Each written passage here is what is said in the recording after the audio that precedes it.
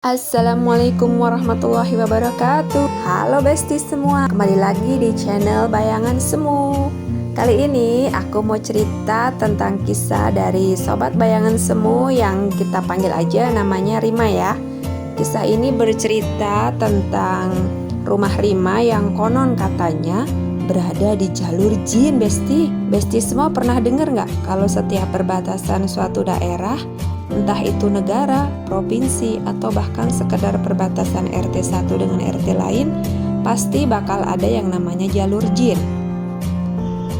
Aku sih pernah dengar hal ini dari tetua desa ya. Katanya di setiap perbatasan itu pasti ada yang menjaga atau sekedar jadi jalur lalu lintas jin. Begitu yang ku dengar ya bestie ya. Nah, saat ini Rima sendiri masih tinggal di perumahan. Rumornya perumahan tempat tinggal Rima ini adalah bekas kuburan. Masuk akal juga sih, karena jarak 3 rumah ke kanan dari rumah Rima adalah TPU yang tadinya tidak berpagar. Alias kalau Rima keluar rumah dan nengok ke kanan, batu-batu nisan di pemakaman itu udah kelihatan. Dan rumah-rumah tempat nyimpen keranda juga kelihatan. Tapi sekarang udah dipagerin pakai tembok, jadi nggak kelihatan lagi. Selain itu, rumah Rima ini terletak di pojok selatan barat perumahan. Dan perumahan ini ada di ujung pojok selatan barat kecamatan. Pokoknya kalau di peta tuh udah ada paling pojok ujung gitu. Udah ada di pojok garis terluar peta. Udah gitu, rumah Rima ini ada di deretan paling belakang dan terluar dari perumahan. Ya, rumah Rima ini ada di jalur perbatasan daerah. Terus, apa saja yang pernah Rima dan keluarganya alami di rumah itu? Kita mulai bestie, check it out. Yang pertama, laki-laki hitam di depan kamar. Jadi Rima ini anak tertua dari 3 bersaudara. Rima diberi kamar terpisah oleh orang tuanya mulai kelas 3 SD. Kamar Rima ada di rumah bagian depan, sedangkan kamar orang tua dan adik Rima ada di bagian belakang. Nah, suatu malam Rima terbangun dari tidurnya gara-gara kebelet pipis. Turunlah dia dari tempat tidur. Dia jalan dengan gontai karena nyawa belum kumpul semua. Tanpa pikiran aneh-aneh, Rima buka pintu kamar. Pas dia buka pintu kamar, alangkah kagetnya. Karena dia lihat tidak seperti biasanya. Harusnya kalau Rima buka pintu kamar, dia langsung berhadapan dengan televisi yang ada di ruang tengah. Tapi pada saat itu bukanlah televisi yang dia lihat, melainkan sosok hitam legam, tinggi, menjulang ke atas, menembus atap rumah, dan menghalangi pintu keluar. Seketika Rima terdiam terpaku. Otaknya bekerja keras mengumpulkan informasi yang masih terpencar, karena maklum ya baru bangun tidur. Setelah Rima sadar dari kantuknya, dia tidak bisa keluar dari kamar karena terhalang sosok hitam itu. Dia hanya meninggalkan celah sebesar lengan di sisi kanan dan kiri pintu kamar Rima. Tak cukup untuk Rima keluar meninggalkan kamar. Setelah 100% sadar dan otak Rima bisa mencerna jika ada yang tidak beres saat ini, Rima refleks menutup pintu. Terus dia jalan perlahan kembali naik ke tempat tidur. Tarik selimut, peluk guling, memejamkan mata erat-erat, dan sekuat mungkin menahan kebelet pipis sampai akhirnya Rima ketiduran. Bangun-bangun Rima pun diomelin oleh emaknya gara-gara ngompol bestie. Itu kisah yang pertama ya. Ini kisah yang kedua tentang pohon randu dan tante. Ini masih seputaran rumah Rima bestie. Jadi yang gak tahu pohon randu itu apa? Pohon randu itu pohon kapas ya. Bukan kapas yang bisa dipakai langsung untuk wajah, tapi kapas yang biasa dipakai untuk isi kasur. Ini cerita sewaktu Rima sudah kelas 4 SD. Rima pernah nanam biji randu di depan rumah. Tiap hari Rima siramin karena Rima sangat menyayangi pohon itu. Akhirnya pohon itu pun tumbuh subur. Terus tumbuh cabangnya juga. Nah, salah satu cabang pohon ini melewati pagar rumah dan masuk ke halaman rumah tetangga sebelah rumah Rima.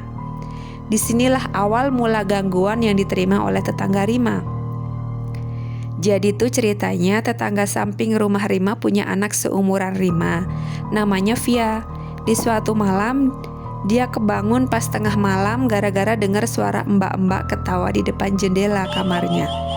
Karena dia masih kecil, dia buka gorden jendela kamar dan ternyata di sana ada tante-tante rambut panjang, berwajah pucat pasi dengan mata yang hitam legam, mengenakan dasar putih lagi duduk sambil ayun-ayunin kakinya. Si tante ini duduk tepat di batang pohon randu yang masuk ke halaman rumah Via. Paginya ibu Via datang ke rumah Rima dan minta sama ayah Rima untuk nebang pohon randu itu. Dia menceritakan apa yang dialami Via kepada ayah Rima. Karena ayah Rima tahu yang nanam Rima, jadi ayahnya pun gak berani nebang tanpa seizin Rima.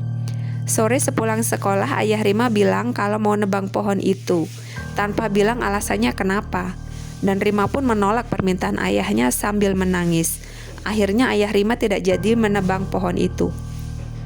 Selang beberapa hari, ibu Via datang lagi ke rumah Rima dan langsung nemuin Rima, minta tolong sama Rima buat nebang pohon itu.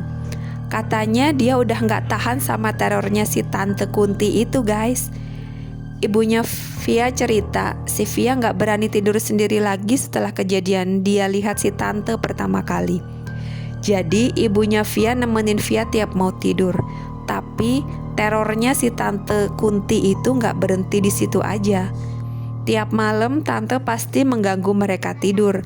Dari suara ketawa, suara nangis yang berujung ketawa, sampai suara langkah kaki mondar-mandir di halaman rumah Via.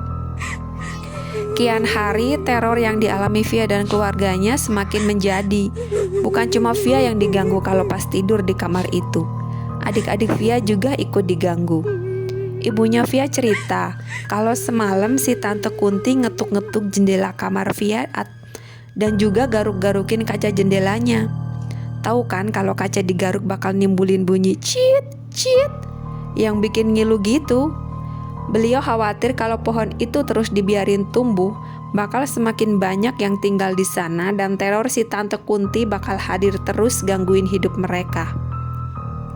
Setelah dengerin cerita ibunya Via, Rima pun mengizinkan kalau pohon randu itu ditebang, walaupun ya dengan berat hati, karena waktu itu pohon randu itu sudah mulai berbunga banyak. Setelah pohon randu itu ditebang, si tante Kunti udah gak pernah datengin Via dan ibunya lagi. Teror ini cuman datengin keluarga Via aja, sedangkan keluarga Rima gak dapat gangguan sama sekali. Ada lagi nih Besti cerita yang ketiga tentang rumah Rima. Jadi Rima ini kan punya 2 adik laki-laki, namanya Rian dan Mana. Di sini adik pertama yang ngalamin, namanya Rian. Rian ini 3 tahun lebih muda dari Rima, sedangkan Mana 9 tahun lebih muda dari Rima. Si Rian ini waktu kecil bandel banget, tapi penakut. Kalau nggak salah kejadiannya pas Rian kelas 5 atau 6 SD gitu. Jadi Rima sendiri udah masuk SMP. Karena si Rian udah gede, jadi orang tua Rima minta Rian buat tidur sendiri. Dia dibuatin kamar di sebelah kamar orang tua Rima. Katanya bapak khawatir anak cewek satu-satunya ditaruh di kamar paling depan.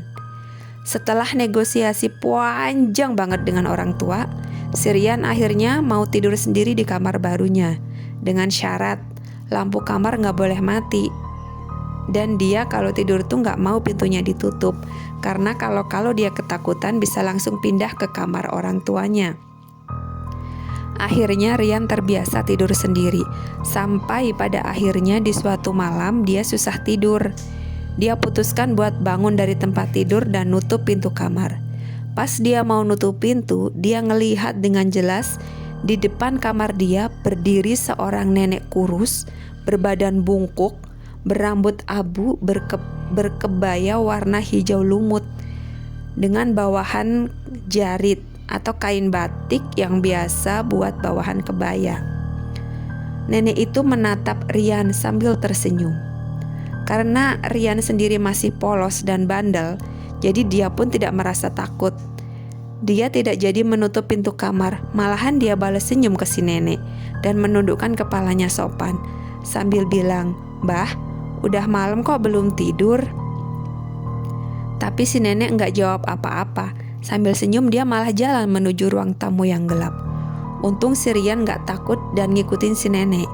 Dia malah buka pintu kamar orang tuanya, ngebangunin ayahnya terus bilang, "Pah, itu ada mbah-mbah siapa ya?"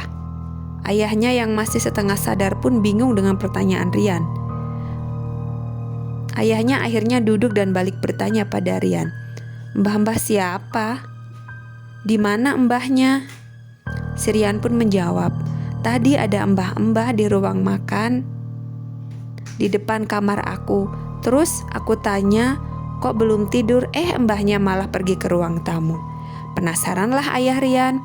Akhirnya ayah Rian keluar kamar dan jalan ke ruang tamu untuk mengecek apakah ada orang di ruang tamu. Dan ternyata tidak ada siapa-siapa di ruang tamu. Karena masih tengah malam, akhirnya Rian pun dibawa tidur lagi bersama di kamar orang tua Rian. Nah, itulah ya Besti ya, sedikit cerita tentang kisah rumah Rima yang berada di jalur jin.